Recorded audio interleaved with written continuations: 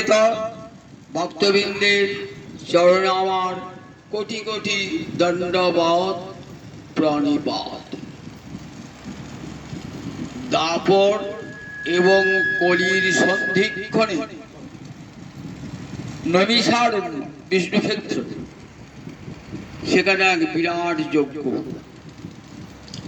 সেই যজ্ঞে শেষে হরিকথা বলবার জন্য এসেছেন সুত গোস্বামী,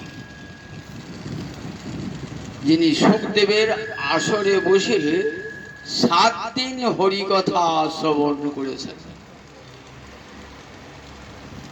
সেই সুত গোস্বামীকে সব ঋষিরা পরম সমাদরে উত্তম আসনে বসিয়ে সম্বর্ধনা জ্ঞাপন করেছেন, সম্মান দান করেছেন।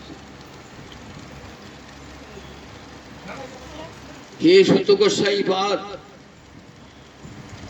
আমরা যজ্ঞ করছি, কিন্তু যজ্ঞের ফল বড় জোর স্বর্গে গমন।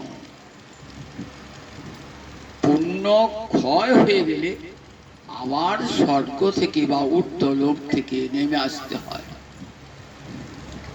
আপনি কৃপা করে বলুন, কেমন করে কৃষ্ণ পাদ পদ্মের সেবা লাভ হয়ে যায়? আমাদেরকে সেই অমৃতময়ী হরিকথা শ্রবণ করা। আমরা হরিকথা ছাড়া আর অন্য কোনো কথা শুনব না। হরিকথা আর হরিভক্তের কথা ছাড়া অন্য কোনো কথা শুনব না। সুত গোস্বামী পাদ সমস্ত ঋষিগণকে আশ্বস্ত করে বলছেন, গুরুদেবের নিজের গুরুদেবের চরণে কোটি কোটি প্রণাম জানিয়ে বলছেন, আমার গুরুদেব শুকদেবের মুখে আমি যা শুনেছি, আমি তাই আপনাদের কাছে নিবেদন করছি। যস্যাং বৈ শ্রমাণায়াং কৃষ্ণে পরম পুরুষে ভক্তির উৎপদ্যতে পুংস শোক মোহ ভয়াবহা। হরিকথা শুনলে কি লাভ হয়? 1 ঘন্টা 1.5 ঘন্টা বসে বসে হরিকথা শুনবো, লাভটা আমার কি হবে? বলেন, সবচেয়ে পরম লাভ হবে হরিকথা শ্রবণে। যস্যাং বৈ শ্রমাণায়াং কৃষ্ণে পরম পুরুষে। পরম পুরুষ গোবিন্দের কথা শুনতে থাকলে কি হয়? বললেন, গোবিন্দ চরণে ভক্তি জন্মায়। কারণ শ্রবণ একটি সাধন ভক্তি। 9টি সাধন ভক্তির মধ্যে শ্রবণ একটি। এই হরিকথা শুনতে শুনতে শুনতে হরিভক্তি লাভ হয়ে যায়। সেই হরিভক্তি কি করবে আপনার? বলেন, শোক ও মোহ ভয়াবহা। আপনার অন্তরে শোক, জননী গত হয়েছেন, জনক গত হয়েছেন, প্রিয়জনের বিয়োগ হয়েছে, অন্তরে শোকের ব্যথা কিছুতেই ভুলতে পারছেন না। বলেন, ভোলার একটাই ঔষধ, যদি হৃদয়ে হরিভক্তি লাভ হয়ে যায়, তাহলে শোক চিরকালের জন্যে দূর হয়ে যায়। শোক আসে মোহ হতে, এই মোহ হতে ভয় শোক সব আসে। মোহ মানে আমার পিতা, আমার মাতা, আমার স্ত্রী, আমার পুত্র, এরই নাম শাস্ত্রে বলেছেন মোহ। কাতে কান্তা কস্তে পুত্র সংসার অয়ম অতীব বিচিত্র। কে তোমার পত্নী, কে তোমার পুত্র, কে তোমার পিতা, কে তোমার মাতা, কার সঙ্গে তোমার চিরকালের সম্পর্ক নয়। মাইক সম্পর্ক 2 দিনের জন্যে, সেই সম্পর্কের জন্য কাঁদছ। এই মোহ থেকে তো আমাদের শোক হয়। আমার বলি আমার পিতা, আমার মাতা, আমার স্ত্রী, আমার পুত্র, এই আমার থেকে আমার থেকে শোক জন্মায়। সেই মোহটা দূর হয় কখন? কৃষ্ণ কথা শুনলে সেই মোহটা দূর হয়ে যায়।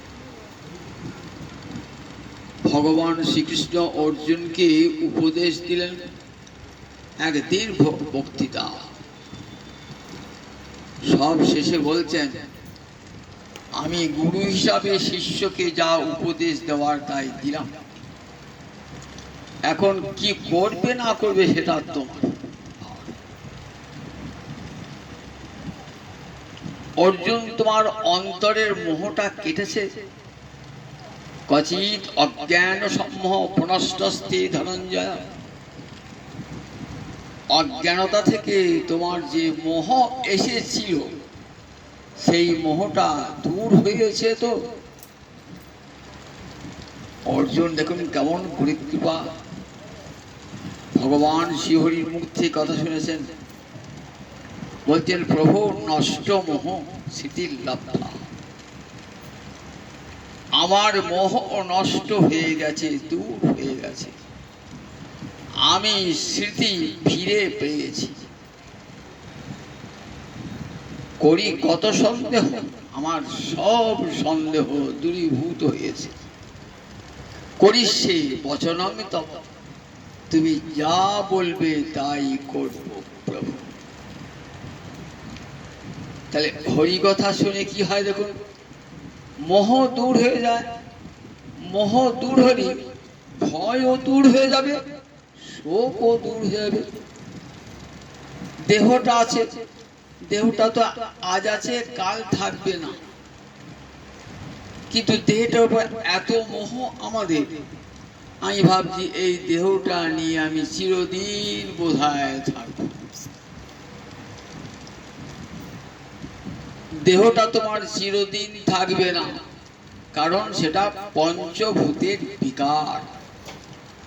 ক্ষিতি, অপ, তেজ, মরুৎ, বোম, এই পঞ্চভূত নিয়ে সমস্ত জগৎ গঠিত। পাঞ্চভৌতিক জগতে জগৎটাই তো থাকে না, তাহলে আমি কি করে থাকবো? জগৎটাই তো একদিন থাকে না, তাহলে সেই জগতের মাঝে আমি কেমন করে থাকবো? করে দেখি। পাঞ্চভৌতিক সমস্ত বস্তুই বিকার ধর্মী এবং শেষ পর্যন্ত তার বিনাশ হয়ে যায়।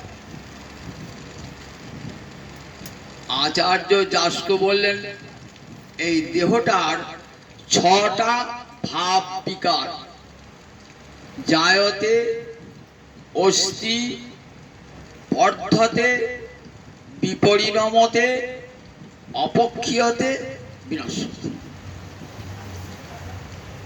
দেহটা ছিল না, মায়ের পেট থেকে দেহটা এলো, জন্মগ্রহণ করলাম, তারপরে আমার অস্তিত্ব পৃথিবীতে, তারপরে ধীরে ধীরে বর্ধতে দেহটা বৃদ্ধিপ্রাপ্ত হবে। বৃদ্ধিপ্রাপ্ত একটা হওয়াটা সীমা আছে। পুরোব্রতে যেই পৌঁছে গেলেন, 40-এর কোঠায় যেই পৌঁছে গেলেন না, দেখবেন দেহটা আর আগের মতো নাই। 25-30 বছর বয়সে দেহটা যেমন ছিল সেই দেহটা আর নাই, যেন শরীরে শক্তি হয়ে হয়ে যাচ্ছে। বিকার দেখাতে বিপরিণমতে। এইবার দেখবেন কি হচ্ছে, শরীরটা ধীরে ধীরে বিকৃত হয়ে যাচ্ছে। যৌবনের রূপ লাবণ্যকে শত চেষ্টা করেও ধরে রাখতে পারছে না, পৃথিবীতে কেউই পারে না। শত ব্যায়াম করুন, শত চিকিৎসকের ওষুধ খান, বললেন কোনো মতেই বড় জোর হয়তো অন্যজনের চাইতে 5 বছর বেশি তোমার থাকবে, কিন্তু তোমার সেই দেহের লাবণ্য চলে যাবে। তারপরে অপক্ষীয়তে ক্ষয় হয়, চোখে দেখতে পাচ্ছেন না, দৃষ্টিশক্তি চলে গেছে, মাথার চুলগুলো পেকে গেছে, দাঁতগুলো একে একে পড়ে যাচ্ছে, ভিতরের কলকবজাগুলো আস্তে আস্তে সব নষ্ট হচ্ছে, লিভার খারাপ হচ্ছে, লাংস খারাপ হচ্ছে, এমনি হতে হতে কি হবে, একদিন বিনাশ, একদিন বিনাশ। এই ছটা ভাব বিকার প্রতিটি দেহের আছে। এটা যদি আমি জানি, তাহলে আর দেহটার জন্য শোক করব কেন? বলে দেহটার অত যত্ন নিও না। মানব দেহ যখন লাভ করেছ, তখন দেহের ভিতরে যে দেহি আছে তার কথা চিন্তা করো একবার। তুমি সেই দেহ নও, তুমি হলে সেই দেহি। তোমার কখনো বিনাশ নাই। দেহের বিনাশ হয়, কিন্তু দেহির বিনাশ হয় না। দেহি নিত্যং অবদ্বয়ং, দেহে সর্বস্ব ভার। দেহি, আমি ছিলাম, আমি আছি, আমি থাকি। আমি আজ এই রূপে আছি, কাল অন্য রূপে, পরের দিন অন্য রূপে। এমনি করে আজ মানুষ আছি, কাল হয়তো আর মানুষ জন্ম পেলাম না, কুকুর বিড়াল হলাম, তারপরে পাখি হলাম। তাহলে আমি কিন্তু রয়ে গেলাম, কিন্তু আমার দেহটা পাল্টিয়ে পাল্টিয়ে গেল। দেহির যে থাকবার জায়গা, সে আবাসটা পাল্টিয়ে পাল্টিয়ে গেল। আমরা যখন ভাড়া বাড়ি পাল্টিয়ে এক বাড়ি থেকে আর এক বাড়ি যাই, ঠিক তেমনি আমাদের সূক্ষ্ম দেহটা পূর্ব পূর্ব সব কর্মফল নিয়ে আর একটা দেহ থেকে আর একটা দেহে চলে যায়। দেহান্তর প্রাপ্তি, যিনি গীতা তার নাম দিয়েছেন মৃত্যু নয়। মৃত্যু আমাদের ভারতবর্ষের শাস্ত্র স্বীকার করেন নাই, মৃত্যু বলে কোনো বস্তু নাই। দেহান্তর প্রাপ্তি, একটা দেহ থেকে আর একটা দেহে গমন, একটা দেহ থেকে। একেই আমরা মৃত্যু বলে থাকি। তার জন্য আবার শোকের কি আছে? অশৌচান অন্ন শৌচস্ত। গীতার প্রথম কথাটি দেখুন, অর্জুনের উপদেশ, যা শোকের যোগ্য নয় তার জন্য তুমি শোক করছো। সব শেষে মা সূচক। দেখো, শাস্ত্রের নিয়ম হলো উপক্রমে যা থাকবে উপসংহারে তাই থাকবে। উপক্রমে অশৌচান অন্ন শৌচস্থান, যা শোকের যোগ্য নয় তার জন্যে শোক করছো। শেষে বললেন মা সূচক, শোক করো না অর্জুন।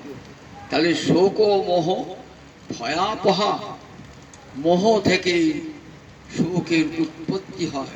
তাই শুধু গোস্বামী পাদ বলছেন, যস্যাং বৈ শ্রমানায়াম কৃষ্ণে পরম পুরুষে ভক্তির উৎপত্তি পুংস শোক ও মোহ ভয়াবহা। হরিভক্তি উৎপন্ন হয় দেহে, আর সেই হরিভক্তি অন্তরের শোক মোহ ভয় চিরকালের জন্য দূরীভূত করে দেয়। অন্তরে যে দেহি রয়েছে তার কথা চিন্তা করো। এমন সুন্দর দুর্লভ মানব জন্ম পেয়েছ। ভগবান এমনই ভক্তবৎসল শ্রীহরি। আপনি যদি অন্তরে অন্তরে তাকে ডাকেন, অন্তর্যামী তিনি শুনতে পান। তিনি ঠিক সেই শোনা আপনার আহ্বানে তিনি চলে আসবেন। কুরুক্ষেত্রের যুদ্ধ শেষ হয়ে গেছে, মহারাজ যুধিষ্ঠির রাজা হয়েছেন। ঘরে ঘরে কান্না রোল। শত শত বিধবা রমণী, স্বামীহারা রমণী স্বামীর জন্য কাঁদছে। কত জননী কাঁদছেন পুত্রের জন্য। চতুর্দিকে কান্না হলো। যুধিষ্ঠির যেদিকেই যাচ্ছেন দেখছেন বাড়িতে বাড়িতে কান্না। কৃষ্ণ কাছে রয়েছেন, বলছেন গোবিন্দ, এই যুদ্ধ করে আমার ভালো কাজ হয় না কিছু। দেখো আজ ঘরে ঘরে কান্না ডোল। আমি তো মনে শান্তি পাচ্ছি না, আমি তো মনে শান্তি পাচ্ছি না। আমার জন্যই তো আজ এত বড় যুদ্ধটা হলো। কত লোকক্ষয় হলো বলো দেখি একবার। এ সিংহাসন আমার প্রয়োজন ছিল না, আমি এই সিংহাসন চাই নাই। মানুষের চোখের জলে যে সিংহাসন সে আমি পেতে চাই। গোবিন্দ বলছেন ক্ষত্রিয়ানাং অয়ং ধর্ম, এটাই তো ক্ষত্রিয়ের ধর্ম। তুমি ধর্ম লঙ্ঘন করো নাই, তুমি যথার্থ কর্ম করেছো। প্রজাকুলকে রক্ষা করা ক্ষত্রিয়ের বড় ধর্ম। ক্ষতাৎ ত্রায়তে ইতি ক্ষত্রিয়, ক্ষত থেকে বিপদ থেকে রক্ষা করে, এটাই তো ক্ষত্রিয়ের ধর্ম। সুতরাং তুমি রাজধর্ম পালন করতে গিয়ে যারা আততায়ী তুল্য তাদের বধ করেছো, এর জন্য কোনো অনুশোচনা নাই। শাস্ত্রে বলেছে আততায়ীন বদ্ধা, যারা আততায়ী বললেন তারা বদ্ধ। কারা আততায়ী বললেন জগতে কারা আততায়ী জানো? যারা তোমার অগ্নিদ বরদস্যই, আগুন দিয়ে তোমার ঘর পুড়িয়ে দিয়েছে, বিষ খাইয়ে তোমাকে মেরেছে, গরদ শস্ত্র বাণী হাতে শস্ত্র নিয়ে ঘুরে বেড়াচ্ছে, মানুষকে ভয় দেখাচ্ছে, ধনাপহ পরের ধন চুরি করেছে, ক্ষেত্র দ্বারা পহারি পরের ভূমি হরণ করেছে, জমি হরণ করেছে, পরের পত্নী অপহরণ করেছে। এরা আততায়ী,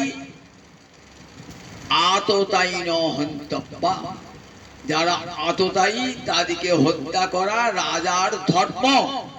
বড় তো দুর্যোধন দুঃশাসন সভ্যতার মধ্যেই পড়ে। এত বড় আততায়ী জগতে আর নাই।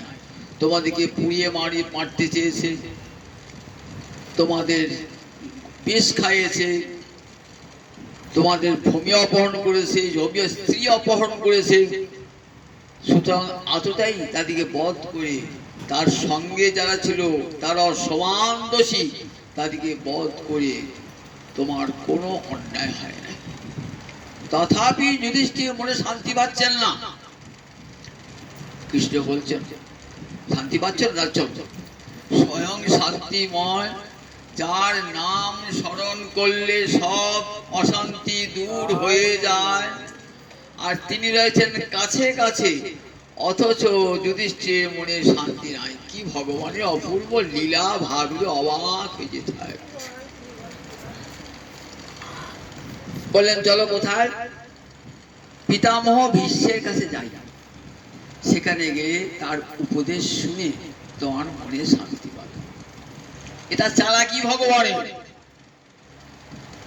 কুরুক্ষেত্রের রণাঙ্গনে এক পাশে পূজা আছে। 10 দিন যুদ্ধের পর ভীষ্মের পতন হয়েছে, তো সরসজ্জা আছে, প্রাণ পরিত্যাগ করেন নাই।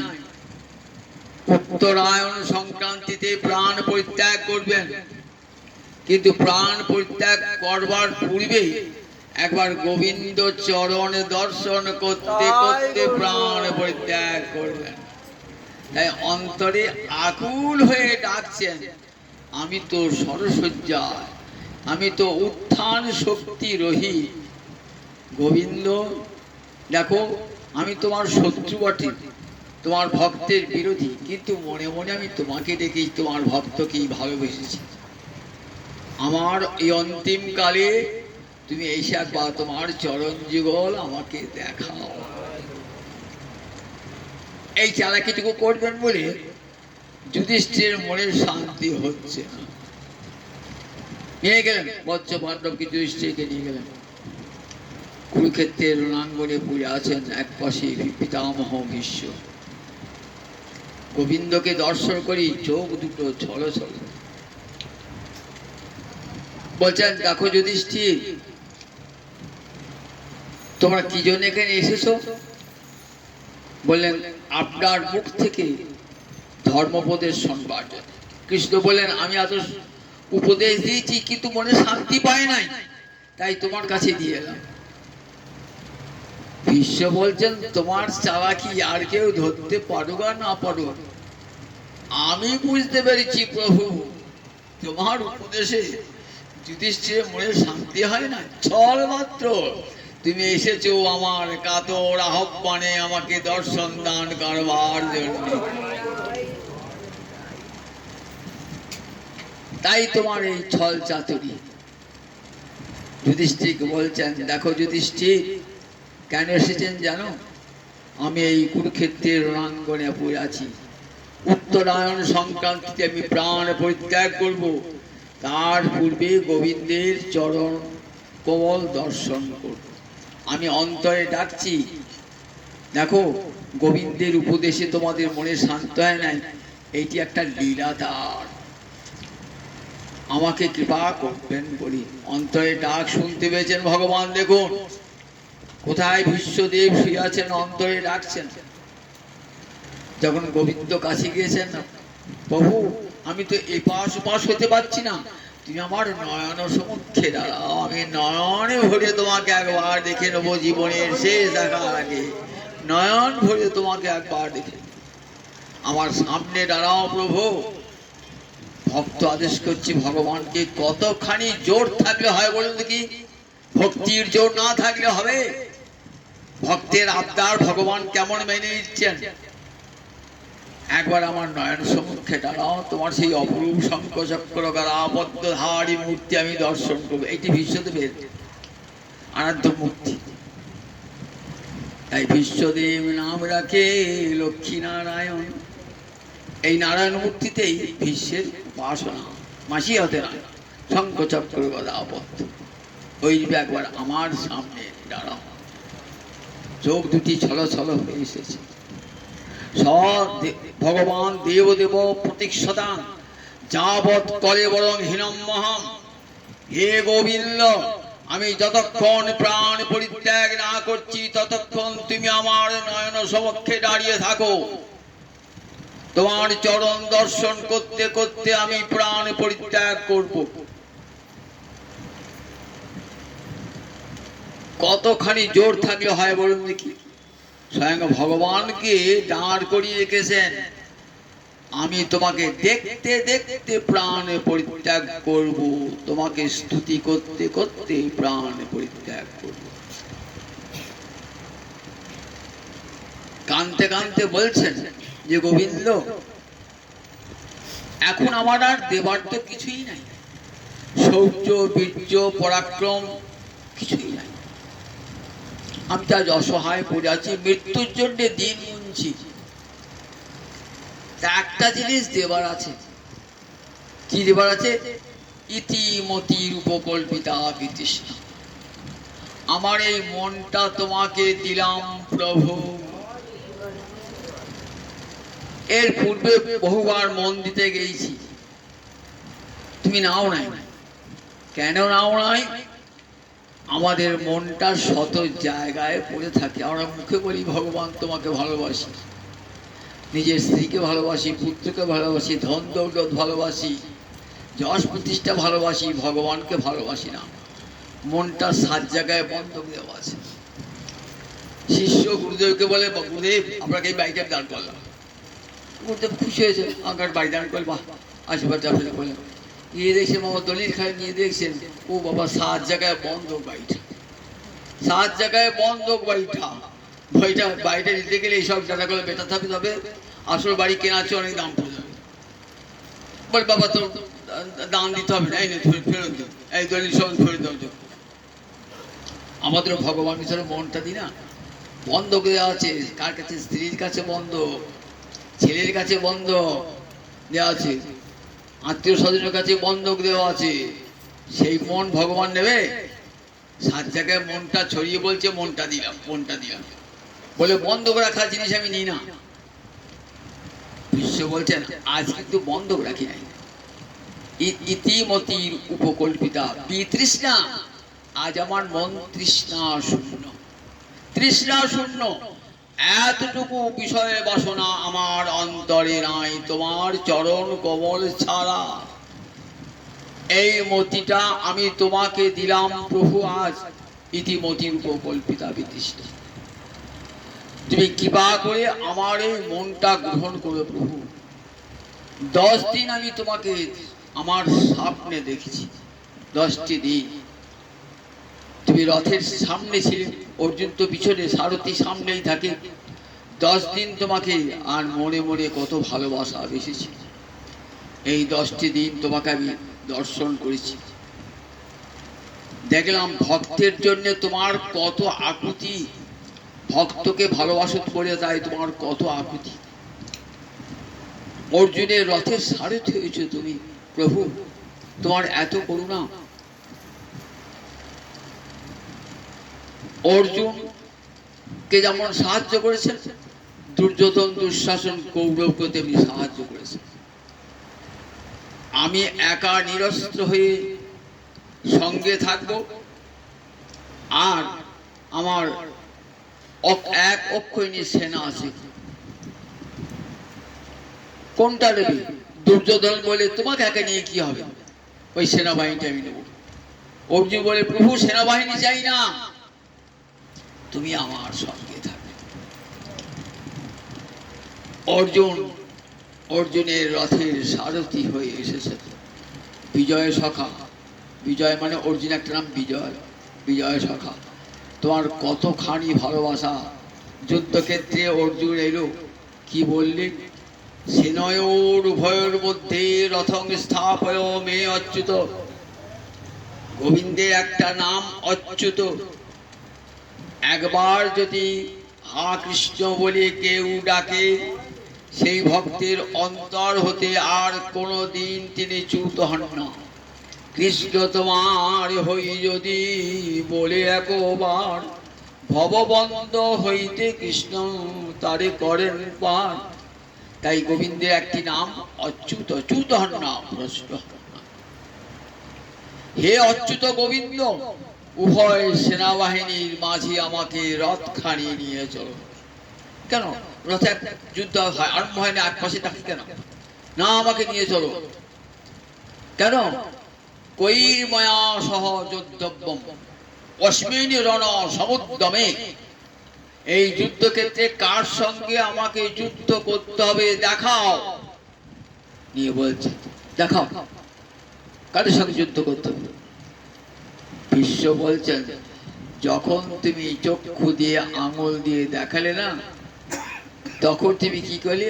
অজ্ঞাহিতবতী, ওই চোখের দৃষ্টির দ্বারা সবার প্রাণ তুমি হরণ করে নিলে। তাই অর্জুনকে বলছে না, ময়া হতাং স্থান। অর্জুন যুদ্ধ করবে না, যুদ্ধ হয়েই আছে। আমি দেখো সব মেরে রেখেছি, ভীষ্ম দ্রোণ কর্ণ সব। দেখো যুদ্ধ হয় নাই তখনো, যুদ্ধের ফল দেখাচ্ছে। এই দেখো সব পুড়ে আছে, ভীষ্ম দ্রোণ কর্ণ সব পুড়ে আছে, পুড়ে পুড়ে আসা। ময়া হতান, আমি তাদেরকে মেরে রেখে দিয়েছি। তাদেরকে হত্যা করো জহি মা ব্যতিষ্ঠা, অন্তরে দুঃখ পেও না। নিমিত্ত মাত্র ভব সম্পদ, তুমি নিমিত্ত মাত্র হবে, রানা বেশি যুদ্ধে আমি সব করে রেখে দিয়েছি। তাই যখনই তুমি আঙুল দিয়ে দেখালে না, দৃষ্টি দিলে, তখন দেখলাম আমাদের সব আয়ু হরণ করলে তুমি। তারপরে যুদ্ধ চললো। অর্জুন বলে আমি যুদ্ধ করব না, ন যোৎসে, আমি ভিক্ষা করব সেও ভালো, তবু আত্মীয় স্বজন বধ করব না, প্রিয়জনকে বধ করব না, তাদের রক্ত পাকা সম্পদ আমি ভোগ করব না। আমি চাই না, ন কাঙ্ক্ষে বিজয় কৃষ্ণ ন রাজ্য সুখানি চ। আমি বিজয় চাই না, রাজ্য চাই না, সুখ চাই না। আমি দাঁড়িয়ে দাঁড়িয়ে ভিক্ষা করব। ক্ষত্রিয় ছিলেন, ভিক্ষা করবে? হ্যাঁ, পুরো ভিক্ষা করব। ভগবান ধমক দিচ্ছেন, কুতস্থা কসমলমিদং বিষমে সংপস্থিতং।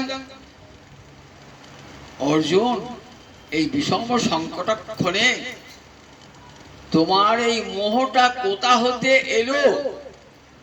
অজ্ঞানতা থেকে মোহ এসেছে।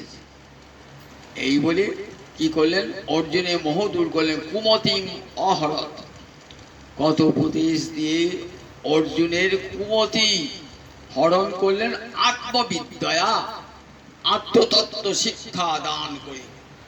শোনো অর্জুন, দেহটার মৃত্যু হয়, কিন্তু দেহের ভিতরে যে দেহি আছে তার মৃত্যু হয় না। নৈরং ছিন্দন্তি শস্ত্রাণি নৈরং দহতি পাবক নৈরং ক্লেদন্তাপ ন শোষয়তি চ মারুত।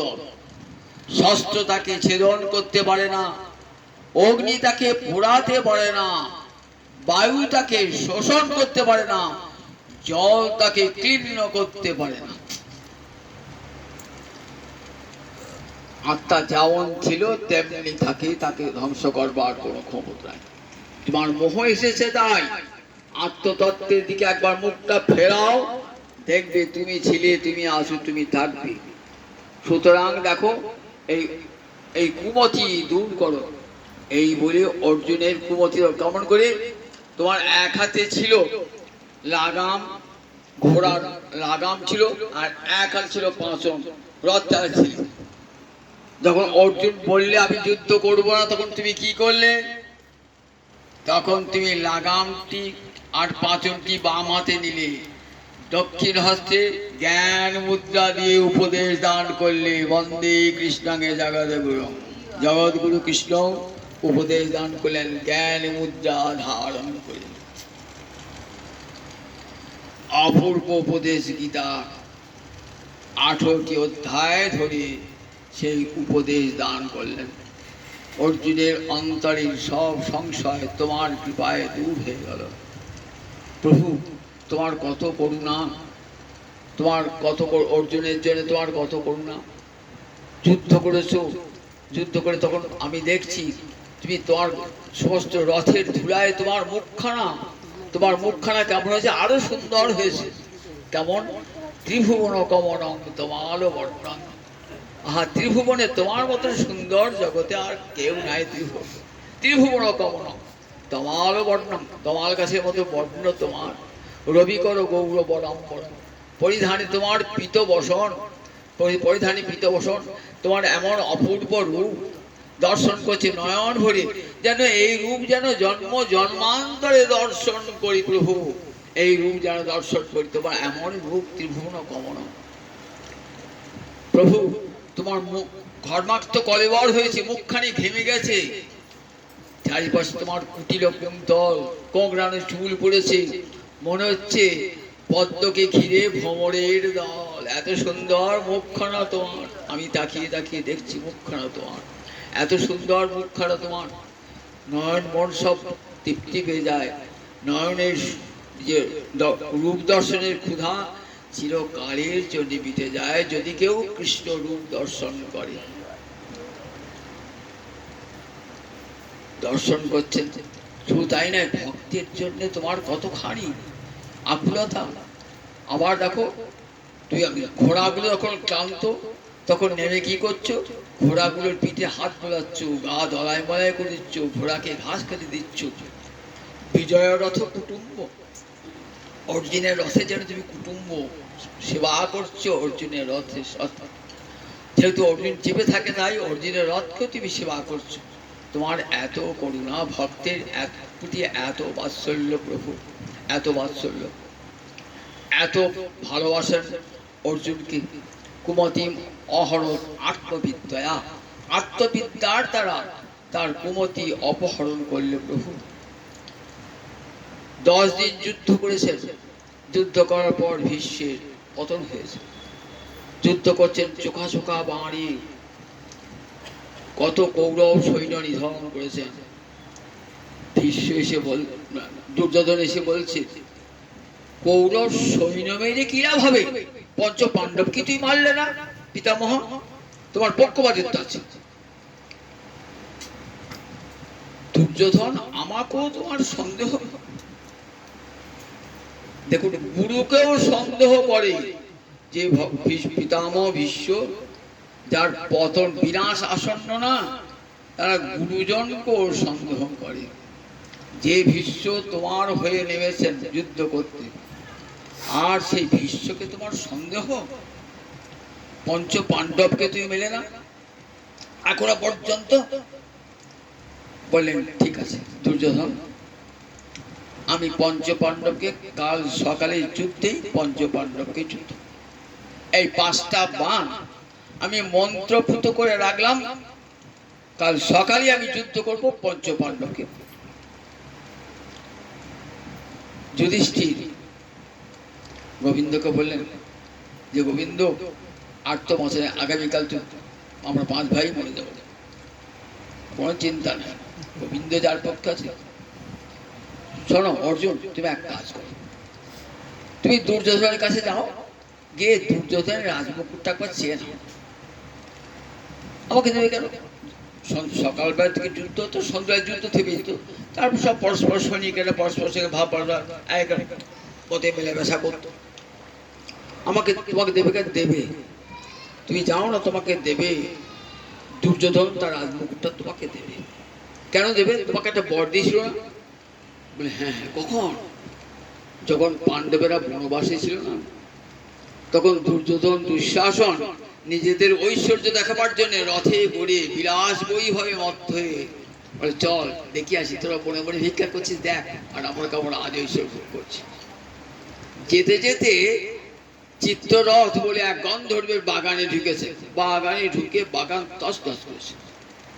চিত্ররথ, কি তোমার এত বড় স্পর্ধা, আমার বাগান নষ্ট করলে? এসব যুদ্ধ কর, ভয়ঙ্কর যুদ্ধ করে দুর্যোধন দুঃশাসন কর্ণকে বন্দী করেছে।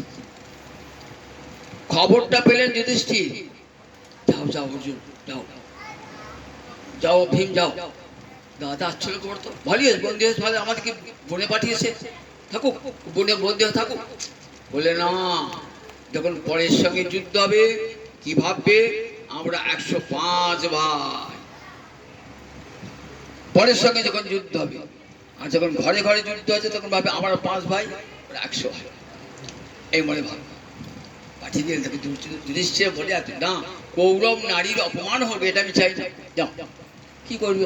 দাদার কথা শুনে ভীম আর অর্জুন গেলেন, যুদ্ধ করে চিত্ররথ গন্ধর্বকে পরাজিত করে ছাড়িয়ে আনলেন।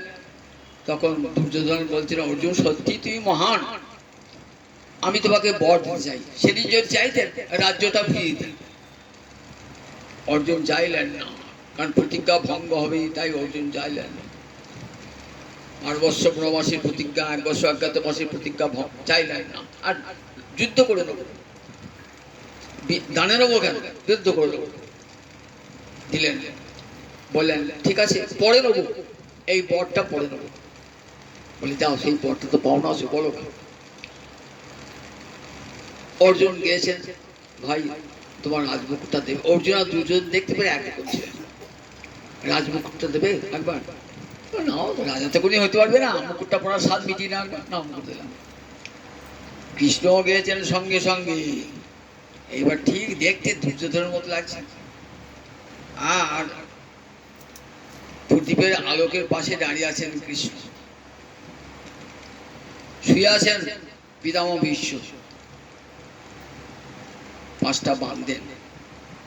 ও দুর্যোধন এসেছো, 5টা বাণ দেবেন? হ্যাঁ না দাও, 5টা বাণ দেন।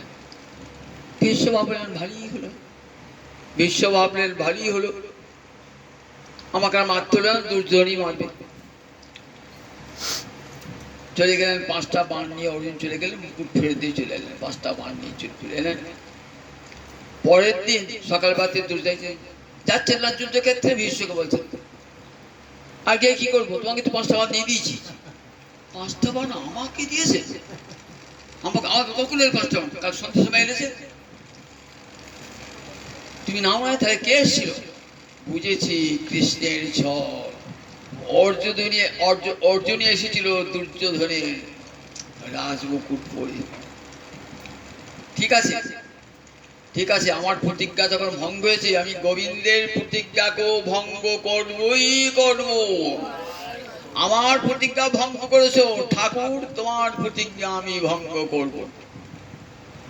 কি প্রতিজ্ঞা? কুরুক্ষেত্রের যুদ্ধে আমি অস্ত্র ধারণ করব না, করব না, করব না, ভগবানের প্রতিজ্ঞা। ভীষ্ম বলেছেন আমি অস্ত্র ধারণ করাবই করাবই করাবো। কার প্রতিজ্ঞা টিকবে? একদিকে ভগবানের প্রতিজ্ঞা, আর একদিকে ভক্তের প্রতিজ্ঞা। ভগবান তো ভক্তের কাছে হেরেই থাকে, এটি তার আনন্দ। ভক্তের কাছে হেরে বড় আনন্দ হয়, খুব আনন্দ হয়। বাবার যেমন ছেলের কাছে হেরে আনন্দ হয় না, ঠিক তেমনি গুরু যেমন শিষ্যের কাছে হেরে আনন্দ হয়। আমার চেয়ে শিষ্য বড় হয়েছে, বাবা ভাইয়ের ছেলে আমার চেয়ে বড় হয়েছে, ভগবানের আনন্দ হয়। ভক্তের কাছে হারলে ভগবানের বড় আনন্দ হয়। পরের দিন আমার যখন প্রতিজ্ঞা নষ্ট করেছেন, তখন পিতামহ ভীষ্ম প্রবলভাবে যুদ্ধ করছে। পরের দিন গিয়ে রুদ্রমূর্তি যুদ্ধ করছে। অর্জুনের গায়ে চোখা চোখা বাণ, সারা গা রক্তে ভরে গেছে। গোবিন্দ থাকতে পারলেন না, রথটা ভেঙে গিয়েছে, থাকতে পারলেন না গোবিন্দ। আমার ভক্তকে আমি প্রতিশ্রুতি দিয়েছি, আমার ভক্ত কোন বিনাশ প্রাপ্ত নামে ভক্ত বনস্বতী কন্তে অপতি জানহি কুন্তি নন্দন জগতে প্রতিজ্ঞা করে বলো আমার ভক্তের কোনো বিনাশ নাই, আর আমার সেই ভক্তকে আমি আমার ভক্তকে রক্ষা করব। তখন কি করলেন, রথে একটা ভাঙা চাকা, ঠিক সুদর্শনের শক্তি সঞ্চার করে দিলেন, ভীষ্মের দিকে ছুটে যাচ্ছে। পিশাচ বলছে, অন্তিমকালে বলছে, তুমি যখন ছুটে এলে না, তখন আমি কেমন আসছো, ঠিক হাতির দিকে সিংহ যেমন তেয়ে আসে তেমনি করে তুমি এলে। আমি ভাবলাম, আহা তুমি কি ভক্ত বৎসল প্রভু, আমার প্রতিজ্ঞা রক্ষা করবো যে নিজের প্রতিজ্ঞা ভঙ্গ করলে প্রভু। সেদিনটার কথা আমার খুব মনে পড়ে প্রভু। তুমি সেদিন রুদ্রমূর্ত হয়ে আপন ভক্তকে রক্ষা করবার জন্য নিজের প্রতিজ্ঞায় তুমি ভঙ্গ করলে প্রভু।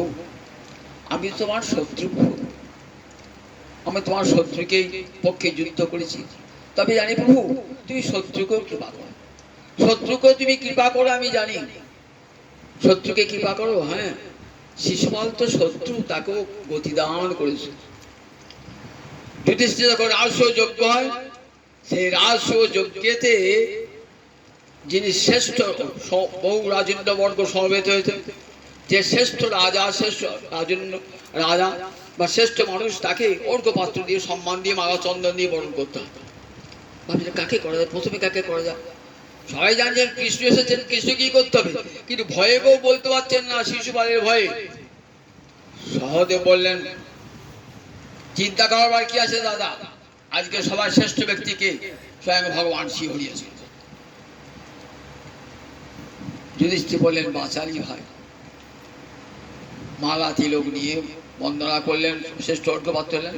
শিশুপাল তো রেগে আগুন, এমন একটা লোককে শ্রেষ্ঠ পাত্রের সম্মান দেওয়া হলো, যার পিতার ঠিক নাই। কে পিতা, নন্দ মহারাজ না বসুদেব, যার সমাজে পিতৃ পরিচয় ঠিক নেই।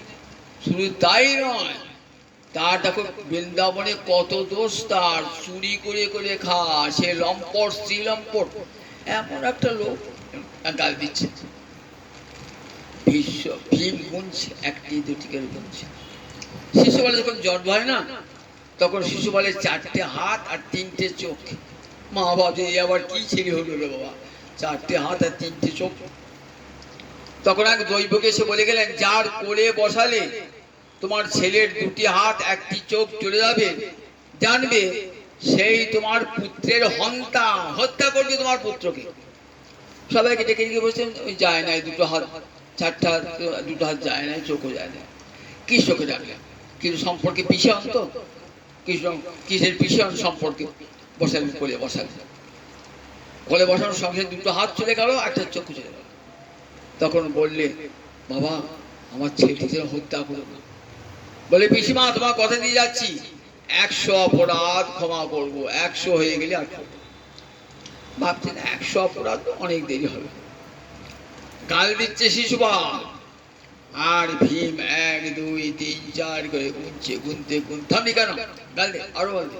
এমনি করে গাল দিতে গাল দিতে যেই 101 যে হয়ে গেল, সুদর্শন চক্র গিয়ে একেবারে দেহ, মুন্ডু আর ধর পৃথক করল। তখন এক দেহ থেকে জ্যোতি বার হলো, সেই জ্যোতি কোথায়, একবারে কৃষ্ণ চরণে বিলীন হয়ে গেল। সেই জ্যোতি কৃষ্ণ চরণে বিলীন হয়ে গেল। তাই দেখো, শত্রুকেও মুক্তি দান করলে, শিশুপালের মুক্তি হয়ে গেল। রাম রাবণে যখন যুদ্ধ হচ্ছে না, রাবণ নিহত হয়েছে, রাক্ষস সৈনিক সব নিহত হয়েছে, সীতা উদ্ধার হয়ে গেছে। তখন রামচন্দ্র বলছে আমার সব সৈনিকরা মরে গেল, একবার আমাদের যুগল মূর্তি দেখতে পেল না তারা। এমন সময় দেবরাজ ইন্দ্র এসেছে, বলে প্রভু আমরা খুব খুশি, রাবণকে হত্যা করছো, খুব খুশি প্রভু, কিছু যদি দিতে বলো, কিছু তোমার চরণের সেবার কিছু লাগবে দেবো প্রভু। তা বললে এক কাজ করো, আমার এই সৈনিকগুলোকে, মরা সৈনিকগুলো বাঁচিয়ে দাও। তার বেশ প্রভু, বাঁচিয়ে দিচ্ছি। এই বলে এই লঙ্কার যুদ্ধে তো রাবণের সৈন্য মূল আছে, আবার রামের সৈন্য মূল আছে, উপর থেকে অমৃত বর্ষণ করছে। কি আশ্চর্য, রামের যারা সৈনিক 12 সৈনিক তারা বেঁচে উঠল, আর যার অমৃত ছেড়ে থেকে রাক্ষস সৈন্যদের উপরস্থ, রাক্ষস সৈন্যরা বাঁচল না। ইন্দ্র তখন রামচন্দ্র জিজ্ঞাসা করছে ব্রহ্মাকে, প্রভু এমন কেন হলো? তাহলে প্রভু তুমি সব জানো, সর্বজ্ঞ আমাকে জিজ্ঞাসা করছো। দেখো প্রভু, তোমার সৈন্যরা মুক্তি পায় নাই কেন? তারা রাবণকে মারো, রাবণকে মারো, রাবণকে মারো বলতে বলতে গিয়েছে, তাই সঙ্গে সঙ্গে তাদের আবার ফিরে এসছে। আর রাবণের সৈনিকেরা রামকে মারো, রামকে মারো, রামকে মারো বলছে। তা অন্তর্বাহিনীকে রামের চিন্তা হয়েছে, তাই তাদের মুক্তি হয়ে গেল।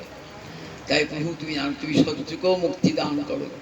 তাই আমার অন্তিমকালে প্রভু একদিন তো তোমার কাছে যেতেই হবে প্রভু। একদিন মেঘ কি করে, বৃষ্টি দান করে, পাহাড় গড়িয়ে সেই মেঘ নদী নালায় পড়ে, মহাসাগরে পড়ে, সেখান থেকে আবার জল বাষ্পীভূত হয়ে আবার আকাশে মেঘ হয়ে যায়। যেন পৃথিবীতে সমস্ত প্রাণী তোমার হতেই আসছে, আবার একদিন একদিন তোমার চরণেই বিলীন হবে। একদিন তো যেতেই হবে তোমার কাছে। তা প্রভু আমাকে আমার স্থান দাও, তোমার শ্রীচরণে স্থান দাও। আমার যেন জন্ম জন্মান্তরে তোমার চরণে রতি হয়, একবার দেখাও তোমার ওই শঙ্খ চক্র গদাপদ্ম ধারী মূর্তি। অন্তিমকালে দাঁড়িয়ে থাকো প্রভু, আমি তোমার স্তুতি করব। আমার স্তুতি করতে ব্রহ্মণ্য দেবায় গো ব্রাহ্মণ হিতায় চ জগদ্ধিতায় শ্রীকৃষ্ণায় গোবিন্দায় নমো নমঃ।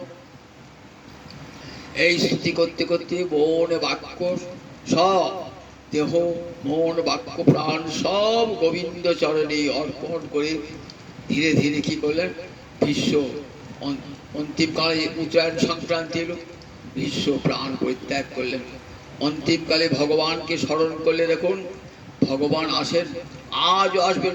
শুধু ভীষ্মের কাছে এসেছেন, আমার কাছে আসবেন না তা নয়, সবার কাছে। গীতায় বলেছেন না যে আমার কথা চিন্তা করতে করতে যদি কেউ বা আমার নাম উচ্চারণ করতে করতে প্রাণ পরিত্যাগ করে, তাহলে সে আমার কাছেই আসে। এই কথা যুগ যুগ ধরে সত্য। তাই মৃত্যুকাল সদা তদ্ভাব ভাবিত। সারা জীবন যদি হরি হরি বলেন, দেখবেন মৃত্যুকাল আপনার জিহ্বা হরি হরি বলছে, আপনা আপনি বলছে, অলসে অবসে বলছে হরি হরি বলছে।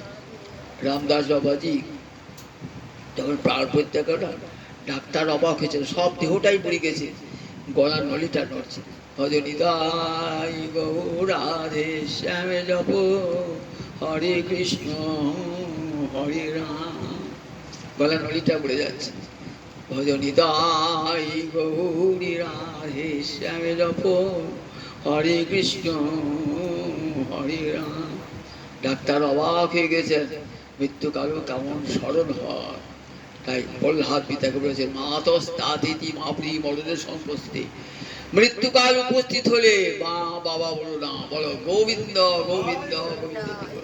আত্মীয় স্বজন যারা থাকবে সবাই যেন গোবিন্দ নাম শোনায়। এমনি করে মৃত্যুবরণ করলে আবার ফিরে আসবো, আবার মানব দেহ লাভ হবে, আবার গোবিন্দ ভজন হবে। ভজন যদি সিদ্ধি লাভ না করে ক্ষতি নাই, পতন হয়ে যাক ভজন করতে করতে। দেখবেন গীতার 6ষ্ঠ অধ্যায়ে বলা আছে, আবার ফিরে আসবো। সুচিনাং শ্রীমতাং গৃহে যোগভ্রষ্ট বিজায়তে। আবার পবিত্র গৃহে ধনবানে গৃহে আবার জন্মাবো, সেখান থেকে আবার ভক্তি বৃদ্ধি প্রাপ্ত হবে। এই সুন্দর মানব জীবন যেন কোনো নষ্ট না হয়।